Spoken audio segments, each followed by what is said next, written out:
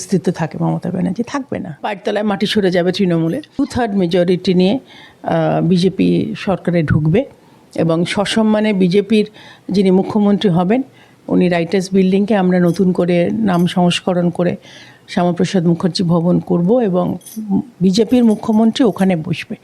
আর এটা হবে, 62 দিন বাকি আছে।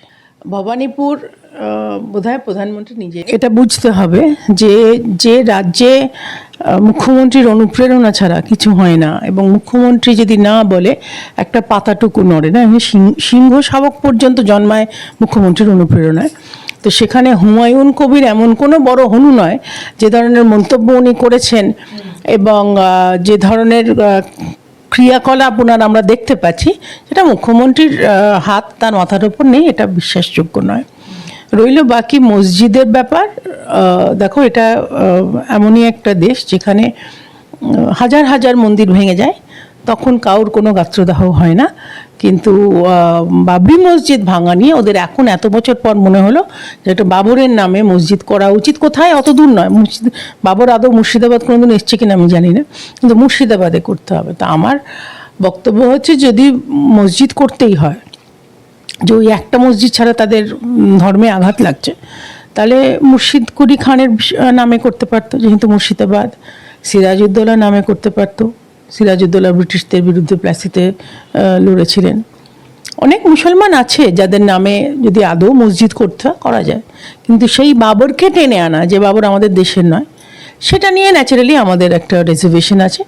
কিন্তু এটা নিয়ে কোনো রকম কোনো দ্বিমত নেই যে কোরআন পাঠ করুক, লক্ষ কণ্ঠে করুক, সিঙ্গেল করুক, হাজার কণ্ঠে করুক, এটা পুরোপুরি মুখ্যমন্ত্রীর একটা আমি বলবো, উনি তো মাটির গন্ধ পান। উনি বুঝতে পারছেন যে কোথাও মাইনরিটি কমিউনিটি একটু রুষ্ট, যে দুধেল গরুকে নিয়ে উনি এত মাথায় করে নাচতেন, সেই দুধেল গরু হয়তো ওনাকে অতটা দুধ নাও দিতে পারে যতটা উনি চাইছেন।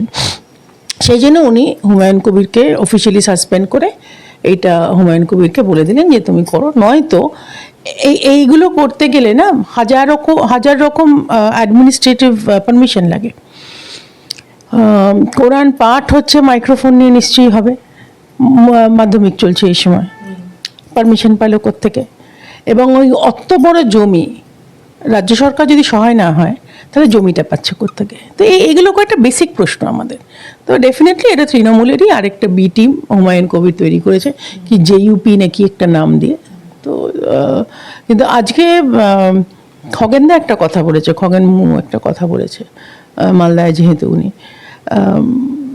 এটা অনেকেরই বক্তব্য, শুভেন্দুদাও বলেছেন, আমাদের অনেক নেতাও বলেছেন, কিন্তু আজকে যেহেতু খগেনদা বলেছে যে দেখবে ভোটের পর সব মিটমাট হয়ে যাবে এবং হুমায়ুন কবির ওই যে কটা একটা কি দুটো সিট ও আশা করছে যে পাবে, মমতার কাছেই ফেরত চলে যাবে, মমতা ব্যানার্জির কাছেই ফেরত চলে যাবে। যদি আদৌ তখনও ওদের অস্তিত্ব থাকে, মমতা ব্যানার্জি থাকবে না। এই যদি এত অল্প দফায় ভোট হয়, তাহলে সুবিধেটা কার হবে, শাসক দল না বিরোধীদের? তুমি হয়তো ফেসবুকে দেখেছো, আমার একটা কাকাতুয়া আছে। তো আমি ঠিক ওই টিয়া পাখি নিয়ে বসে আর প্রেডিকশন আমি করতে রাজি নই। বসতেই হলে তাহলে কাকাতুয়াকে সঙ্গে করে নিয়ে যেতে হবে। তো যাই হোক, কাকাতুয়া থাক। দেখো, ইলেকশন কমিশনের আমি সেদিন দুদিন আগে বোধহয় স্টেটমেন্ট শুনলাম যে দে আর প্রিপেয়ার্ড, যে এক দফায় ভোট হলেও ওরা রেডি আছে, মানে ওয়েস্ট বেঙ্গল এখানে যারা দেখছেন, স্টেট ইলেকশন কমিশনের মানে সেন্ট্রাল ইলেকশন কমিশন এইখানে যারা পশ্চিমবঙ্গের দায়িত্বে যারা আছে, এবং এই মর্মে অনেক মিটিংও হয়েছে বলে আমরা খবর পাচ্ছি। মানে একটা ইলেকশন করাটা তো অলমোস্ট ইকুইভ্যালেন্ট টু যুদ্ধ, অনেক কিছু ইনফ্রাস্ট্রাকচারাল প্ল্যানিং করতে হয় এবং আরেকটা চমক আসতে চলেছে, সেটাতেও বুঝতে পারবে, আর মানে পায়ের তলায় মাটি সরে যাবে তৃণমূলে। কার বেনিফিট হবে সেটা তো পশ্চিমবঙ্গের মানুষ ঠিক করবে। ইলেকশন কমিশনের তরফ থেকে এইটা ডেফিনেটলি এনশিওর করা হবে যে মানুষের ভোটটা দিতে পারবে। তুমি জানো যে হাই রাইজগুলোতে কেন ভোট হবে সেই নিয়ে তৃণমূল তেরেপুরে উঠেছিল। তো ইলেকশন কমিশন ডিক্লেয়ার করে দিয়েছে যে অসংখ্য হাই রাইজের একেবারে ভেতরে বুথ হবে, নামগুলোও বোধহয় ডিক্লেয়ার করে দিয়েছে। এবং সমস্ত জায়গায় বিভিন্ন, মানে যেখানে ধরো ডায়মন্ড হারবারে আমরা শুনতাম যে মানে মানুষকে বাড়ি থেকে বেরোতে দেয় না, আগের দিন থেকে বন্ধ করে দেয়। তো এইগুলো আর হবে না। মানুষ নিজের ওপিনিয়নটা ভোটের মাধ্যমে দিতে পারবে, মানে এই প্রত্যেকেই ইভিএম মেশিনে পৌঁছে ইভিএম মেশিনটা নিজের মতন করে ব্যবহার করতে পারবে, বোতামটা টিপতে পারবে, তারপরে মানুষের রায়। এবং মা দুর্গা বসে আছেন। সুপ্রিম কোর্টের নির্দেশের পরেও কবে বকেয়া টাকা পাওয়া যাবে? কারণ ইতিমধ্যে রাজ্য সরকার তো বলেই ছিল যে তাদের নাকি টাকাই নেই, অথচ তারা কিন্তু একের পর এক ভাতার ব্যবস্থা করে যাচ্ছে। তাহলে সেক্ষেত্রে এই বকেয়া টাকা কবে পাওয়া যাবে? আবারও মাননীয় স্বরাষ্ট্রমন্ত্রীর কথা বলছি, ওনাকে একটা অন্য চ্যানেল জিজ্ঞেস করেছিল একবার যে মমতা ব্যানার্জিকে বারে মে থোড়া কুছ বাতাইয়ে, ও তো কনস্টিটিউশন মানে কুছ মানতে নেই হ্যাঁ, না হাইকোর্ট মানে না সুপ্রিম কোর্ট মানে। তো আবারও ওনার মানে স্বভাবসিদ্ধ স্টাইলে উনি বলেছিলেন মুঝে মাফ কিজিয়ে, ও তো কনস্টিটিউশন কা উপর হ্যায়। তো মমতা ব্যানার্জি মনে করে যে মানুষকে একটা নাটক দেখানোর জন্য উনি একটা কালো স্কার্ফ জড়িয়ে চলে যেতে পারেন সুপ্রিম কোর্টে, খানিকটা গিয়ে চেঁচিয়ে কী বললো কেউ বুঝতে পারলো না। মানে ইনফ্যাক্ট জাজ পর্যন্ত বললে যে ম্যাডাম আপনি বসে পড়ুন, আপনার লয়ারকে বলতে পারুন, মানে খুব ভদ্র ভাষায় বললো শাট আপ। তো যাই হোক, সেসবে তাতে কিছু যায় আসে না। উনি তড়িঘড়ি করে 500 টাকা বাড়িয়ে দিলেন লক্ষ্মীর ভাণ্ডারে, এবং একটা বাজেট পাস পর্যন্ত হলো না। একটা তো প্রসিজার আছে, বাজেট পেশ হবে, সেটার উপর আলোচনা হবে, তারপরে সে বাজেট পাস হবে, তারপরে নতুন ফাইন্যান্সিয়াল ইয়ারে এই বাজেট অনুযায়ী টাকা পয়সা ডিসবার্সমেন্ট হয়। কিন্তু উনি সঙ্গে সঙ্গে রাতারাতি উনি ডিক্লেয়ার করে ফেললেন, এবং সেটাকে অমিত মিত্রকে দিয়ে খানিকটা বিশেষ টিপ্পণী যেরকম আমরা বলি সেসব খানিকটা দিয়ে উনি একটা গ্যালারি শো করে উনি তারপরের দিনই ব্যাংকে টাকা পাঠিয়ে দিলেন। আর যুবকদের জন্য বোধহয় 1500 টাকা, মানে উনি ডিক্লেয়ারই করে দিলেন যে ভাই আমার পক্ষে ইন্ডাস্ট্রি আনা সম্ভব নয়, আমি আনবো না, তোমরা ওই ঘুগনি বেচো, ছোলা বেচো, মুড়ি খাও, কি একটা বালিশ তৈরি করো, আর যদি কোনোটাই না হয় কাশফুলের বালিশ ফালিশ তৈরি করো, কোনোটাই না করতে পারে 1500 টাকা ভাতা আছে। তো এই নিয়ে যদি চলে, তো সেখানে আজকে ডিএ যাদের প্রাপ্য, তুমি নিশ্চয়ই জানো যে সেন্ট্রাল গভর্নমেন্ট এমপ্লয়িরা অলমোস্ট 35% ডিএ পায়। এখানে 4%ও বোধ হয় কোনো ক্রমে দেয় কি দেয় না। তো এই যে বাকিটা, এবং এটা কিন্তু দিতে হবে মানে পিছিয়ে গিয়ে যতদিন এরিয়ার্স আছে পুরোটা দিতে হবে, বেশ কিছু কোটি টাকা, কিছু 100 কোটি বোধ হয়। স্টেট গভর্নমেন্ট এমপ্লয়িরা ঘেউ ঘেউ শুনতে কেমন এসব একটা কি ছড়াফড়া বলছিল, কিন্তু উনি দেবেন না। মানে উনি চাই না, এই যে উনি ধরেই নিয়েছেন যে এরা হচ্ছে চাকর, এরা ভোট দিতেই হবে, কোথায় আর দেবে, ওনাকেই দেবে। আর বোধহয় খুব সম্ভবত ওনার তো ক্যালকুলেশন ভীষণ শার্প, এরা বোধহয় খুব সম্ভবত ভোটটা দিতে পারে না, তার কারণ ওরা ইলেকশন মেশিনারির মধ্যে থাকে। আমি অনেকের কাছেই শুনেছিলাম যে আপনারা তো সারাদিন পোলিং অফিসে থাকেন, তারপরে আপনারা ভোটটা দেন কখন, এরা বোধহয় দেয় না। সেজন্য মমতা ব্যানার্জি মনে করছে যে এদের ভোটটা কোনো ফ্যাক্টর নয়। উনি ভুলে গেছেন যে এরাও পোস্টাল ব্যালটে ভোট দেয়, এটা কিন্তু ওরা দেয়। কিন্তু যাই হোক, উনি ওনার ক্যালকুলেশনে করেছেন।